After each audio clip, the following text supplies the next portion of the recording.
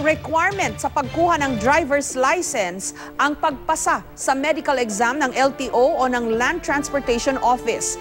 Pero marami ang nagrereklamo dahil kung hindi mali-mali, dinudoktor di mano ang resulta ng pagsusuri. GMA News investigates paano nga ba sinusuri ng mga accredited clinic ang mga nag-a-apply ng lisensya. Narito ang report ni Mark Salazar. Sa isang kilalang motorist's website, ilang motorista ang humihingi ng saklolo hinggil sa umano'y mali-maling proseso sa medical examinations para makakuha o makapag-renew ng driver's license sa LTO. Si AM, isa sa mga diskumpiyado, Marso ng taong ito, nag-renew raw siya ng kanyang lisensya sa Pasay branch na ito ng LTO.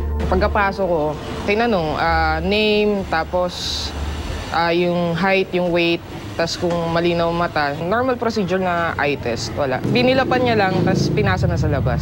Si Jose Angelo naman, sa kabila raw ng kanyang malabong mata, ang resulta ng kanyang eye exam, perfect vision. I'm not a 20/20, so definitely mali yung diagnosis. It's a simple thing eh. It's millions of people go through it every year. Siyempre, it involves safety. I think they're scams. Kung ganun yung process nila at parang lahat makakuha ng lisensya, expect accidents talaga. Nitong nakaraang linggo, pumunta ang aming asset sa main office mismo ng LTO sa East Avenue para magpa-medical sa isa sa mga accredited clinic malapit dito. Pero ang pagkuha ng blood pressure na isa sa mga requirements sa medical, Di nila ako binipi, pero nung may nakalagay akong BP dito. sa katabing clinic, ganito rin ang naging siste. Tinanong na lang siya kung normal ba yung BP mo. Ang sinabi na lang nung parang doktor ay, sige, i-normal ko na lang dito para tapos ka na.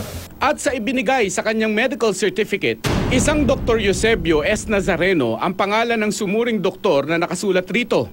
Pero Wala naman ako napansing lalaki doon sa loob ng clinic. Babae yung nag-check up sa akin. makalipas ang ilang araw, natunto namin si Dr. Nazareno. Baka nandito lang ako, no?